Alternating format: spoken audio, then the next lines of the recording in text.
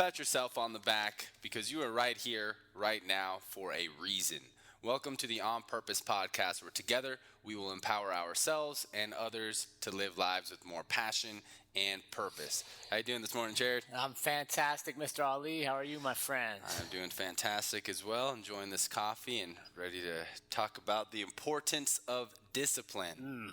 That's discipline's near and dear to my heart, and definitely one of the reasons I've been as successful as I've been and kind of on the path I'm on is because I've always been fairly disciplined. So I'm excited to jump into that and kind of share that story with our listeners. Amen. But Amen. first, I think we need to look back on the purposeful practice from last week's episode of What is Culture? So how do you feel you've done over the week taking inventory of your personal culture? Because that was a big theme we talked about on the last episode, was personal culture and taking responsibility for it and looking how we can change it and identify it. So what kind of experiences did you have doing that?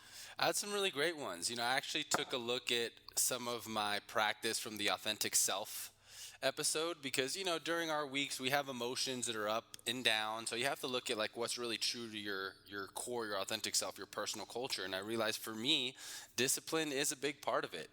Vulnerability, being real, how I'm feeling in the moment is a big part of it.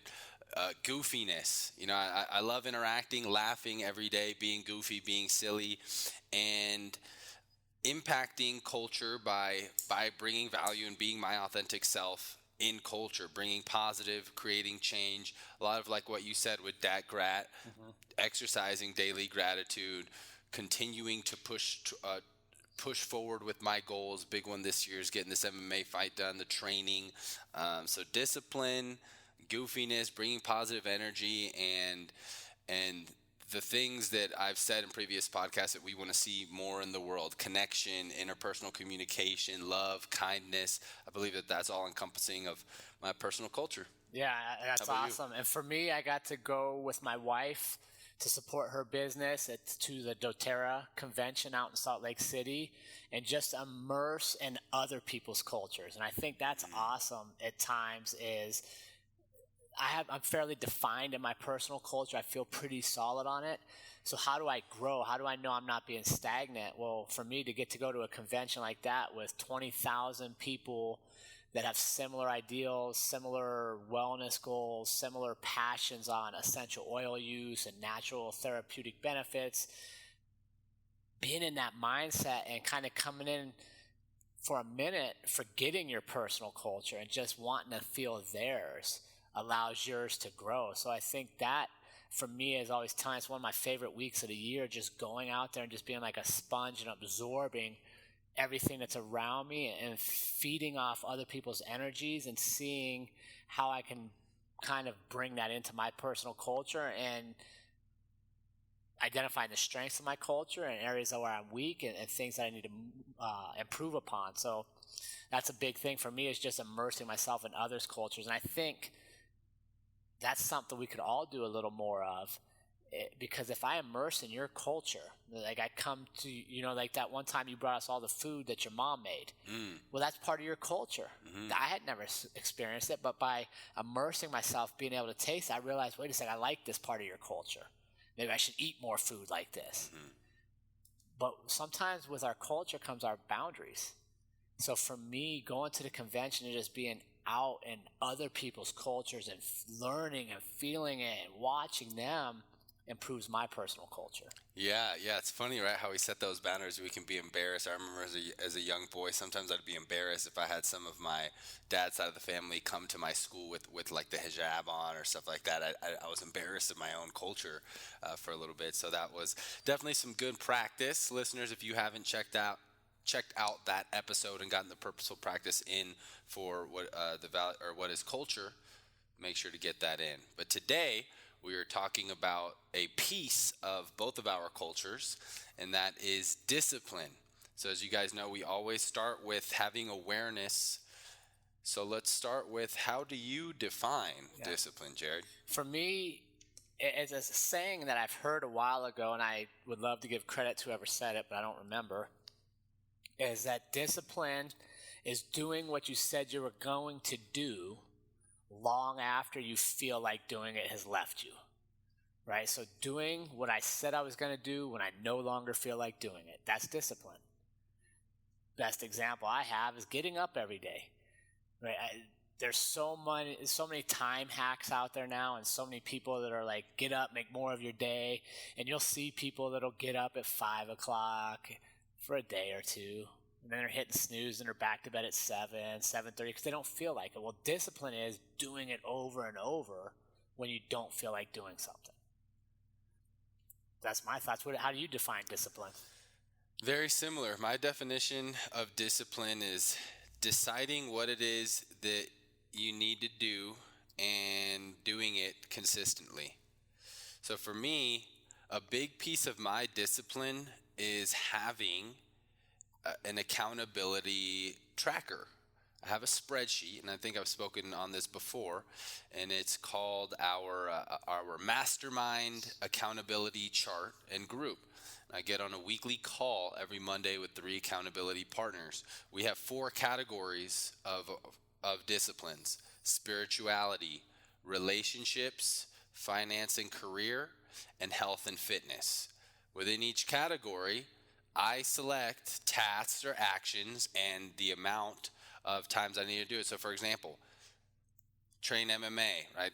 3 times, I got to get it in at least 3 times this week. Check, check, check. Spirituality. Meditate. I want to meditate at least 5 days a week. Check, check, check. So to me, discipline is deciding what you need to do, how often, and making sure you're doing it. That's my definition. No, I like that. And you use an actual spreadsheet to hold yourself accountable. Yep. Google, that's very good. Google Sheets. It's shared, and then we get on a call every Monday and ask each other, hey, actually everyone presents, this is what I got done, blah, blah, and then we have a small portion asking questions. Why didn't you get this done? How can you improve next week? Do you feel that you were disciplined, and et cetera? So another part of your discipline is being in an accountability group to hold you accountable to making sure you're doing what you said you were going to do. Yep. Yeah, and that's important. I think that's a great thing for many people out there is sometimes it's easy to be undisciplined if you're the only one that knows you're supposed to be doing something. Oh, yeah. I mean, you're going to let yourself down before you're going to let someone else down. Yeah. That's just how we're wired as human beings. Which is why this purposeful practice is important. It gives you a chance to have us as your accountability partners, us that know where your goals are and what you said you were going to do so that we can follow up with you. So make sure you're getting that in. Make sure you take full advantage of the podcast and everything this community has to offer by really committing to the practice so that you are seeing results of the topics and of the lessons and the stories we're sharing. You're starting to see success in your life as well. Yeah. Yeah, it's a huge way to utilize discipline is including others.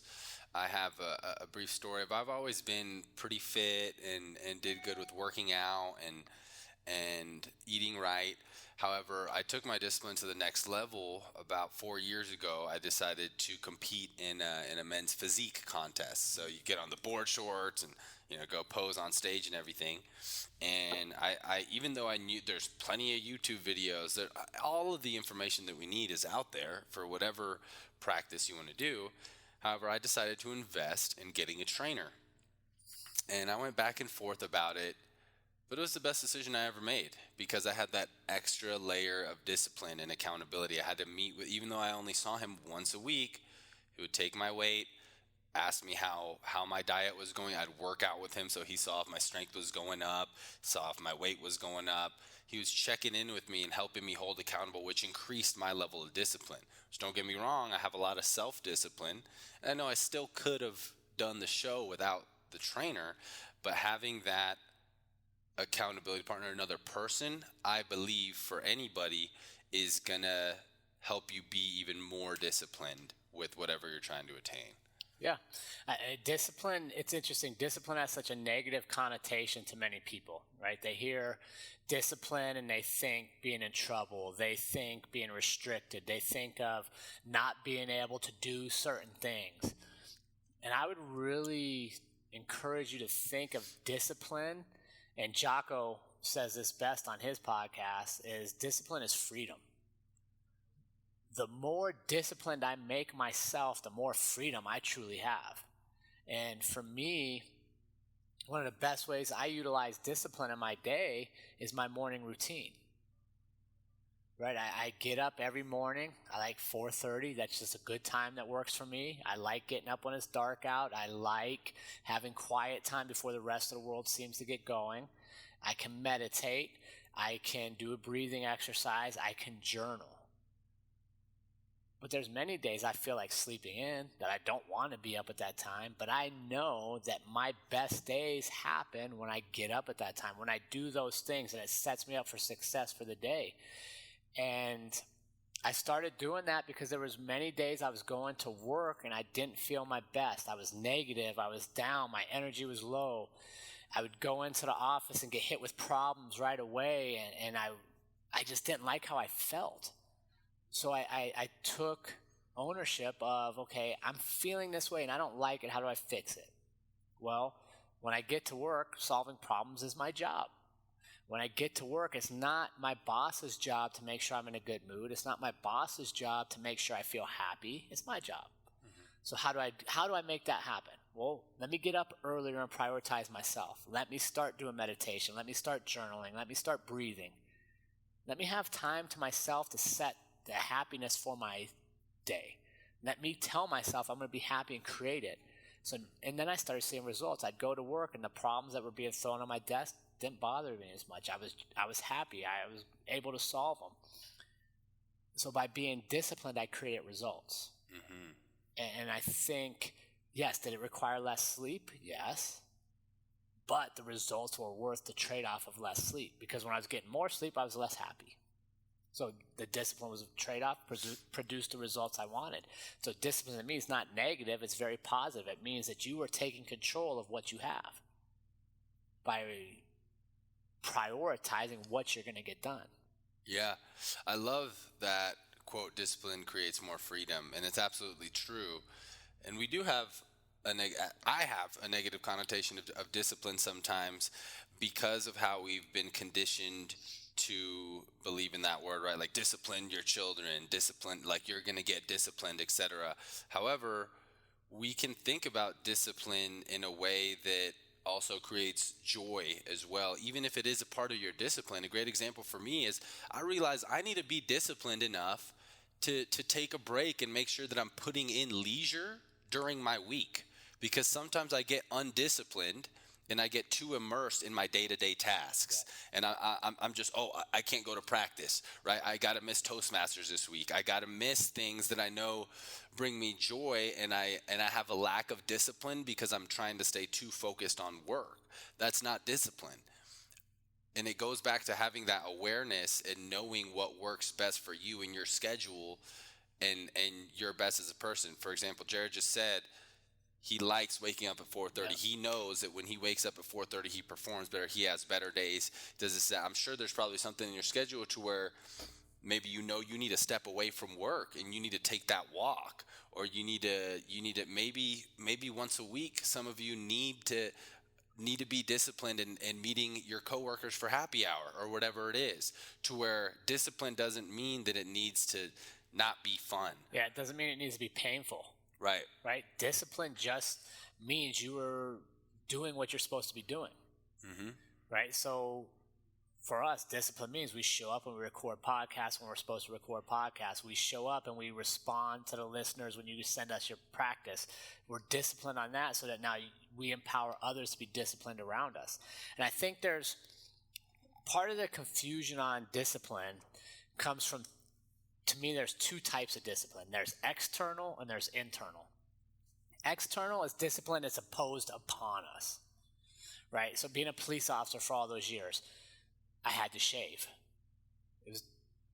So I had to be disciplined and shave every night. Even though I hated shaving every night, it was a standard. It was a grooming standard. You couldn't have a beard, right? So that's external discipline. I have to shave every night to meet this standard. It's not my standards, their standards, but it's a condition of employment. Many of us some of the only discipline we'll have is external discipline, right? Only the discipline others put on us. As a kid, most of your discipline comes externally. Your parents' expectations, school expectations, your team expectations, whatever you're involved in, there's rules. That's creating your discipline because you don't have the experience yet to set the foundation for your own discipline.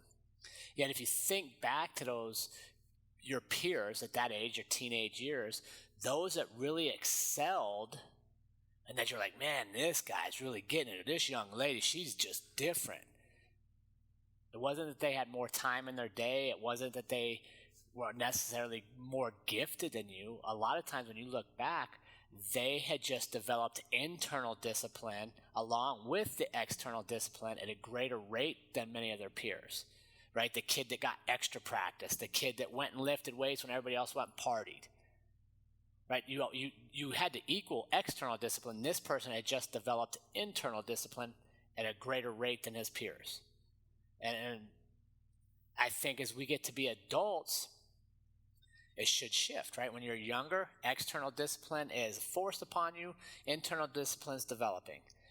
When you get to adulthood, you leave high school, whatever, the external discipline is less, and now your internal discipline becomes more. Yet for many of us, we drop the ball on internal discipline, which leads to unhappy, unpurposeful relationships, lies. We're just not happy because we haven't developed our internal discipline to meet what our goals are. Why do you think that happens to so many of us? Why do you think so many of us drop the ball on that internal discipline? I heard a quote recently that really made me think, and it said that the most basic lesson of human beings is to do what you're supposed to do when you are supposed to do it. However, it is one of the last lessons that we learn in life. So I don't think we're alone in occasionally dropping the ball on the discipline. How do you think that happens? It's interesting. I think we're conditioned that way. I think, and this might be a stretch for some, but it's truly what I believe. The general society doesn't want you disciplined. The big people in the world don't want you disciplined, because if you're disciplined, you don't need all my products. Right? If you're disciplined, you don't consume. And something here's what I would think about. Number one, we should Google, what's the best-selling book right now? Right? And I'll guarantee you it has less readers than the number one TV show. Oh, for sure. Right? Why is that? Because reading requires discipline. Let's see, best-selling books 2019 on Amazon. We got The Girl Who Lived, a thrilling suspense novel. See, I don't know if Amazon's the best. What's New York Times say? And we don't have to have the exact numbers, but here's my point, is the best-selling books will have fewer readers than the most popular Netflix show, the most popular HBO show. And why is that? Because reading is discipline. Watching TV, not disciplined. And it's weird to me, but if you look at the most successful people, they have the simplest habits. They're just very disciplined in using them. Warren Buffett. There's nothing fancy about him. He tells you that. He just reads more than he watches. He listens more than he talks. He's disciplined. Right? And think about this. If the more disciplined you are, the less you consume of everything else. If I'm disciplined in my fitness, I'm going on my runs. I'm watching what I eat. The less I'm consuming fast food. The less I'm consuming negative things in my life. I'm not sitting watching TV. I'm not being told all the stuff I don't want to hear. I'm disciplined in limiting the information that comes to me. And you've talked about this. You don't watch the news much. Nope. Hardly, not at all. Because you're disciplined on what you're allowing your mind to consume. So now how much money does Fox or CNN make off of you? Zero. Because you're not consuming them. So if my job is to make money off the masses, I need them to be undisciplined to consume what I'm sending them. TV is a very passive way to spend your time, sitting and just watching other people's entertainment, watching other people's lives for your entertainment. Well, if you're disciplined and you're like, nope, I'm only going to watch one TV show a day, and you used to watch 4, you just cost me money. I just lost money because your discipline means you're not consuming as much. So essentially, and let me get this straight, what you're saying is that large business owners, corporations, the media, most of our external influences are trying to make us less disciplined. Absolutely. I think it's and now some people, and if you disagree, send us some messages. I'm down for a disagreement, and if you disagree, let me know. But I think that's the absolute truth. I want people to work their whole lives making somebody else's money. Right? And there's nothing wrong with working for other people if that's your thing. But then if your true goal is, say your gift is you want to write kids' books, right? Just for an example. And you're working all day to provide for your family, and in the evening you spend 2 or 3 hours working on your kids' books every day because you're disciplined, and your kids' books become successful.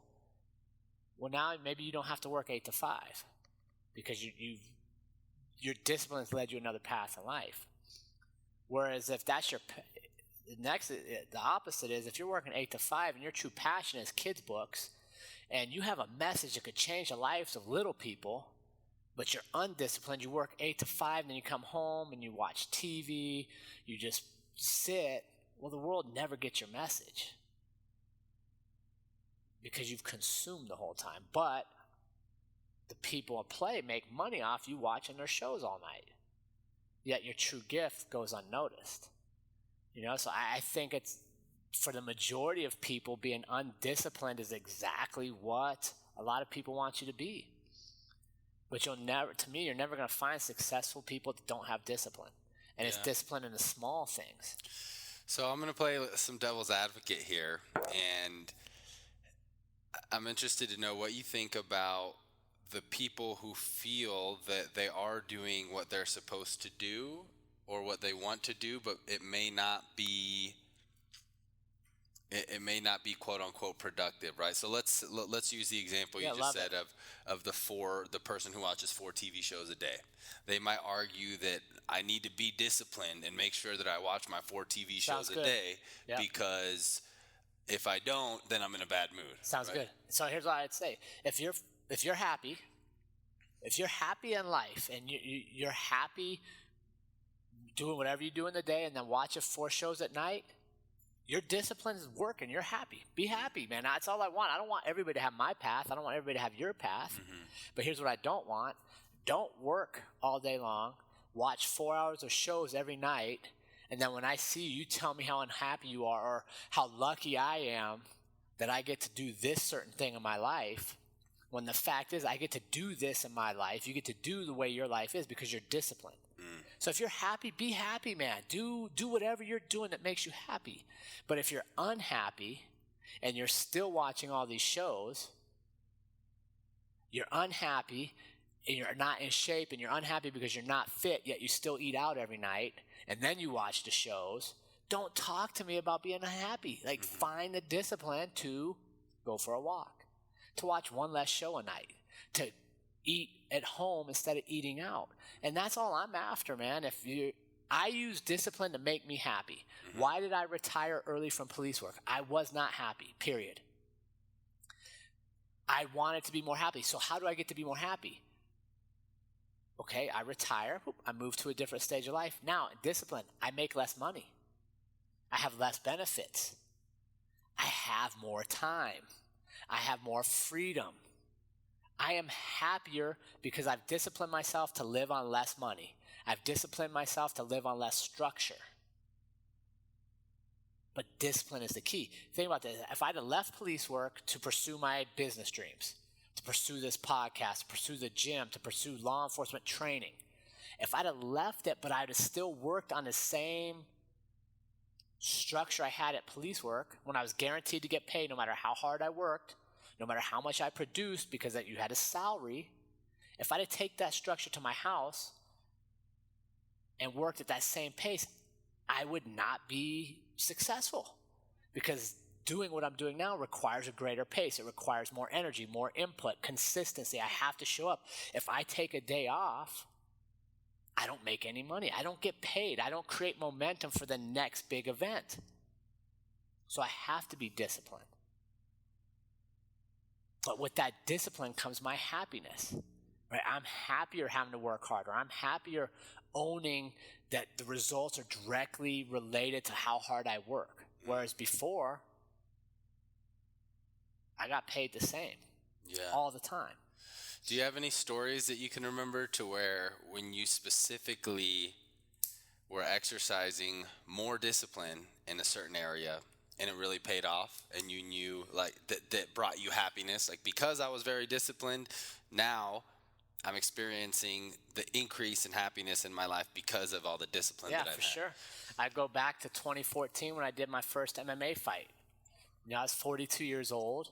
A lot of people at that age in my life are pretty, like, their glory days of athletics are behind them. Their fitness is a secondary Dude, even thing. in mine, I'm 28 and I still hear so many of my friends being like, oh, like, high school's over, man. Yeah, like, dude. Crazy. So I did my first fight. I was 42 years old. I think the guy I fought was early 20s, maybe mid-20s. I trained hard. I got leaner than I ever had. I cut, I weighed in at 155.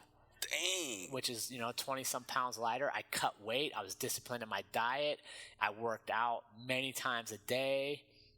And the journey awoke something in me. I was able to share it with so many people that just shocked me that they were even interested. And so I was disciplined to do a fight. But that discipline now carried over because it set the framework for my business adventures. Being so disciplined there allowed me to realize, wait a second, this is my potential is greater than what I'm currently doing today if I add more discipline. It also made me realize, okay, if this is what I'm capable of here, if I take this discipline and multiply it, what am I capable of there? And I think that's the value of being disciplined is it's hard to compartmentalize discipline. You can't really say, I'm going to be disciplined in this area of my life and be undisciplined over here. It doesn't usually work that way. When you start adding discipline, you start getting up earlier, you start being more productive, you start going to the gym once a week, you start going on a walk instead of watching TV shows, all of a sudden it starts to parlay. And okay, now I've done that, now I'm going to eliminate potato chips from my diet, or I'm going to eliminate soda for the week. It carries over. Discipline creates momentum. So for me, doing that fight in 2014, the discipline that I thought I needed just for the physical aspect and the mental aspect of fighting really changed my life and put me on a total different course to where I started seeing other things that were possible if I stayed disciplined, if I stayed on track, if I started setting goals more, if I started waking up earlier, if I started doing the little things. Now all of a sudden, here I sit, 5 years later, I have multiple businesses, I have speaking, we have this podcast, like we have so much more. And to me, it goes all the way back. If you look before that first fight, I wasn't doing hardly any of this because I would say I lost discipline in my life. I had kind of started accepting that maybe life was what it was and lost my drive to really create life versus just accepting it. Yeah. So how do you use, you're a leader in most of the communities that you're involved in. I mean, from your very basic community to in the household, you're a father, you're a husband, you're a leader in your home, to where you're a leader to our on-purpose community in the gym, you're a coach to many people, a 20-year police officer, leader still to this day in the police world here in Fort Collins, and now with your career in the police world throughout the entire United States and even overseas. Yeah. So how do you use discipline to lead and to influence other people? How do you use discipline to do that?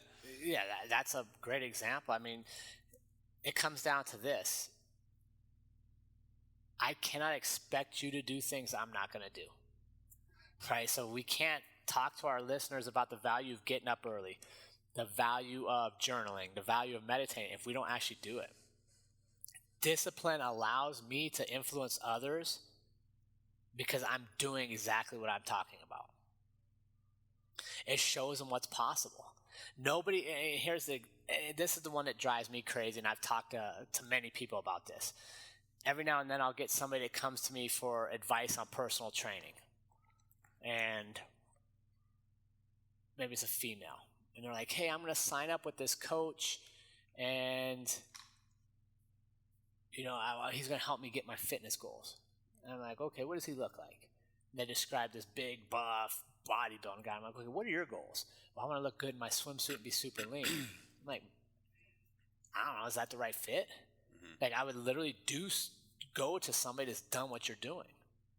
And for me, being disciplined, us being on this path allows others to follow because we're doing what we said we're going to do. We're creating a path. Now, they can come with us, and then they can start to vary off the discipline in their lives and lead other people with them. Too many people out there want to tell you what to do, tell you how to make a quick $1 million, how to get all these followers, yet they're not actually practicing what they talk about. And that, to me, is the number one thing I look for. If I'm going to take advice from you, you better be doing what you're telling me to do. Well, people are looking at me that same way, and they're looking at us that same way. We better be doing what we're telling them to do, or asking them to do. Yeah. And that comes from discipline. Discipline is influence, right? Especially today with social media. You look at Goggins. I love Goggins. Yeah, he's awesome. And why do people resonate with him? Because he suffers with you. He goes out and suffers more than any of us suffer with his ultra marathons and the pull-ups and all that. So you look at him like, okay, his discipline allows me to start becoming more disciplined in my life. Because if he's doing this, okay, what can I do to become more disciplined? That's the same for us, right? We're asking our community, hey, be more disciplined in your life. Take inventory of this, take inventory of that. Look at this. How am I showing up in my communities? What's my authentic self? All of that is creating discipline. How do you use discipline to influence others?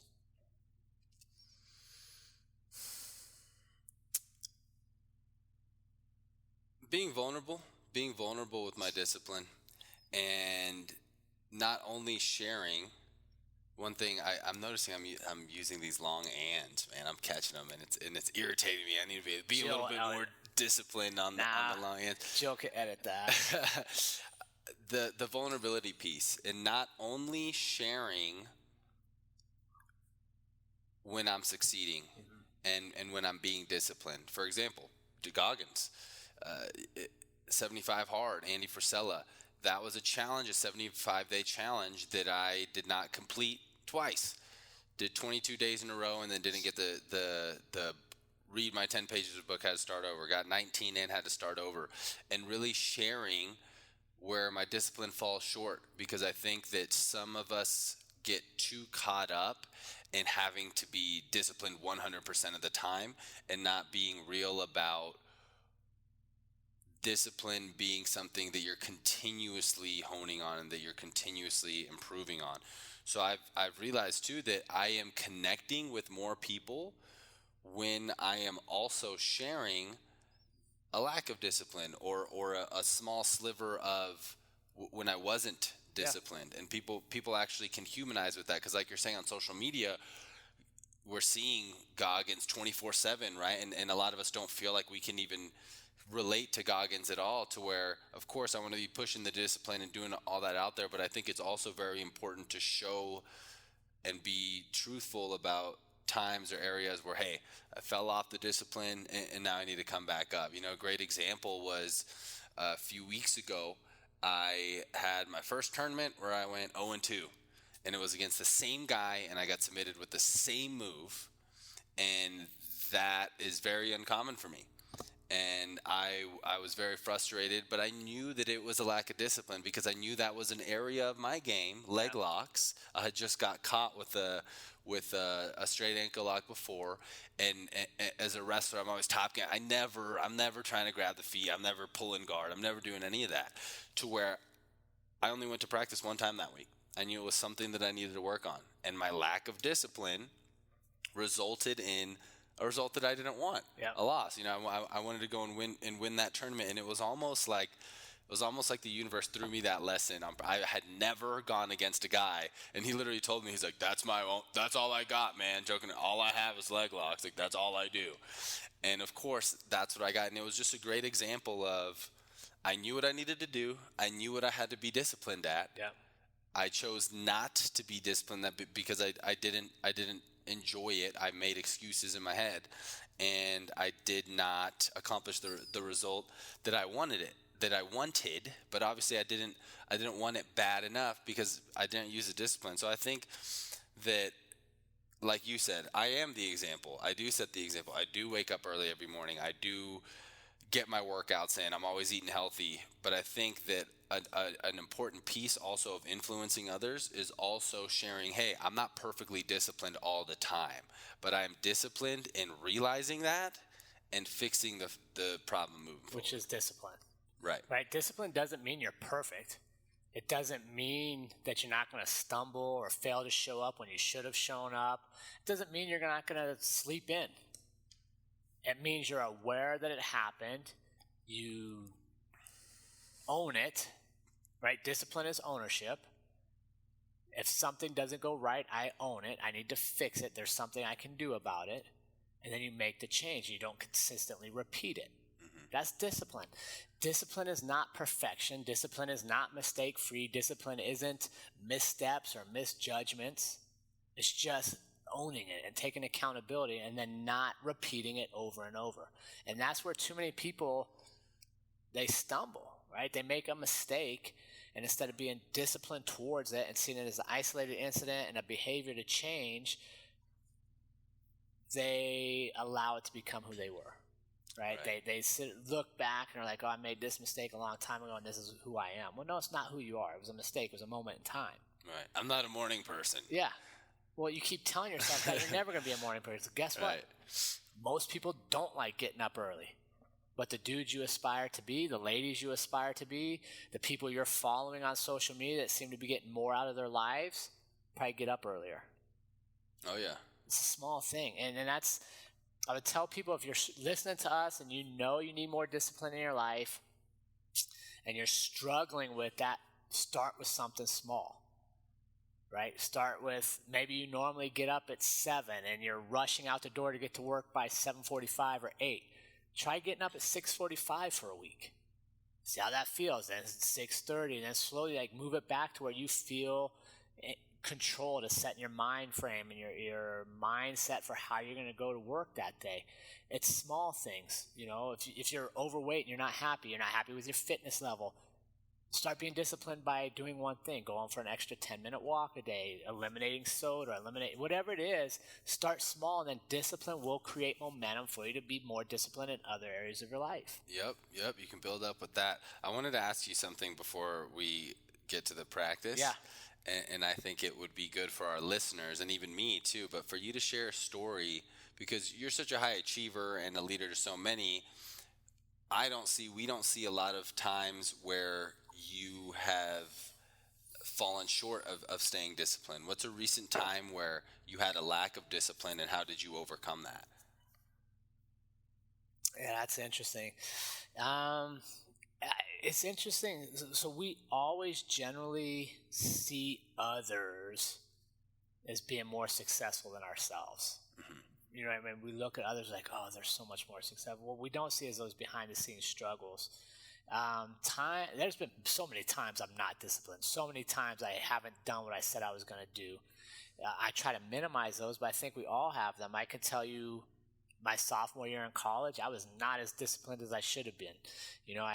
My dream was to always be a professional baseball player. After my freshman and sophomore years, I kind of realized that probably wasn't going to happen. Yet I still had teammates. I still had a leadership position on the team, and I quit showing up. I quit doing the things I knew I was supposed to be doing because I had kind of moved past. I realized that goal was no longer attainable, and I moved on, but I wasn't disciplined enough to have honest conversations with people. Mm-hmm. I wasn't disciplined enough to continue to show up for people that are counting on me, and I just quit. You know what I mean? I just walked away from it, and that's a time when I look back, and I'm like, man, that was probably the saddest point, one of the sadder points of my life, because I completely went against everything I had always done up to that point. Yeah. And you would have been more happy. You would have been happier if you had just been disciplined, even with that, owning that negative belief or that negative well, because circumstance. it was positive, right? And I guess here's what I would say for people is me realizing my dream was no longer possible, that I just wasn't good enough to be a Major League Baseball player. If I'm disciplined and I'm continuing to develop the habits and I'm showing up to practice and I'm working hard and I'm conditioning like I'm supposed to and I'm still giving to my teammates and I'm still being coachable, what other doors would have opened? What other paths would have shown up? Maybe I wasn't supposed to be a Major League Baseball player. Maybe I was supposed to be a coach. Yeah. Maybe I was supposed to, right? But because I quit showing up. Right. I mean, I quit showing up. I shut the doors on everything that was possible. And you never know, right? Yeah. Just because something doesn't become what you thought it was going to be doesn't mean it's not going to create a pathway to a new place. But the only way you'll know that is through consistent, that show up piece, that being there, the living up to what you said you were going to do. Many points in my life where I was afraid that I was not going to be any more than, quite honestly, a policeman for the rest of my life. And that I remember talking to people and they were being like, what else do you want to do? I'm like, I don't know. I think this is all I'm supposed to be, just a blue collar worker. I just show up, I work hard every day, and I go home, and that's what my life is. And internally, I knew I was supposed to do more than that. I knew I was supposed to be something bigger. I knew I had a calling. I had a drive. I had potential to do more. Yet it required work. Mm-hmm. It was so much easier to watch television. I remember back to when Andrea and I first were dating, man. We used to, we knew what day of the week it was by what TV show was coming on, because this was back before DVRs and stuff. So, you had to watch it the night it came out or you're going to miss it for a week. Yeah. And it wasn't my true potential, right? It wasn't who I was supposed to be. And it was only, quite honestly, through that fight in 2014 and some other things that started to pop up in my life, that by adding more discipline to my day, more discipline to my daily activities, I really started to realize, wait a second, yep, I did have different dreams. I did have different goals. I should probably pursue these so I don't have to live with regret forever. Yeah. No, I think that's great. And I want to let our listeners know, too, that a big part of discipline is knowing who you want to be and what you want to do, right? Not everybody has to be a very high achiever who hardly watches any TV and who journals and who runs a podcast and who had a career and owns multiple businesses. That doesn't necessarily mean that you can't be disciplined and also watch TV and maybe not do many extracurricular things. But a big part of being disciplined is knowing what it is you want to do and then doing that. It doesn't necessarily mean you have to have all these high achievements, because someone like Jerrod achieves a lot, and a lot of people may not want to have that much discipline in your life, but it's going to take discipline to know that, to know what it is that you do want, and having the discipline to execute on the tasks you're going to need to get there.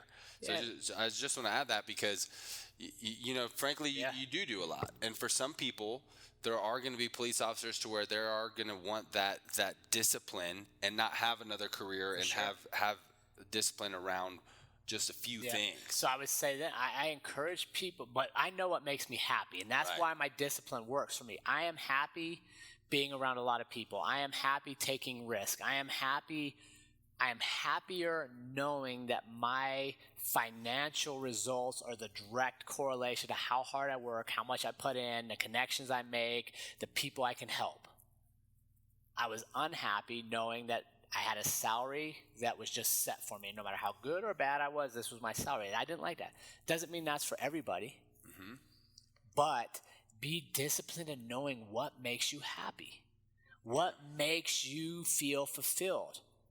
Whatever that is. And then be disciplined to do it. Yeah.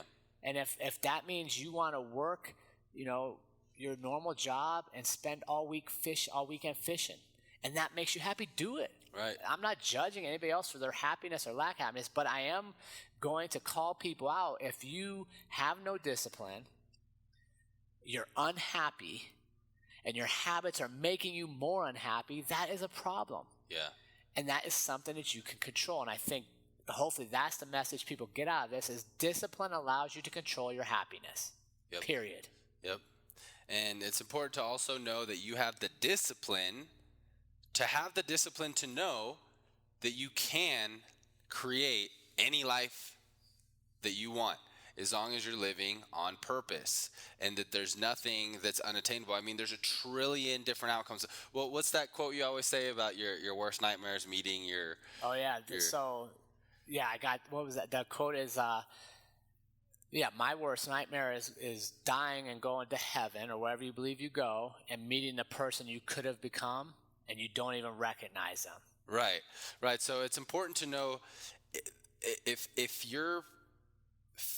you have that fear too, and there's this person that you could have become and you're not having the discipline to get there, then that's when you're doing yourself a disservice. You got to make changes. Yep. You got to make changes.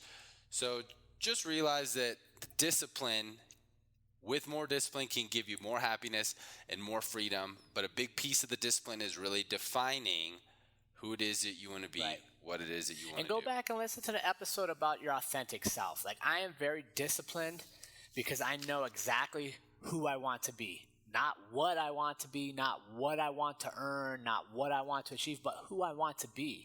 So that I'm disciplined to make sure my daily habits lead me to who I want to be. And I think, off camera, you and I were talking about the changes in life and places where we're going to be in the future. It evolves. But being able to get where we want to be requires the discipline of knowing it's evolving and okay, I'm changing. I have different feelings towards this. What does this mean for me? What do my habits need to do differently? What do I need to explore? It's all discipline. Yep.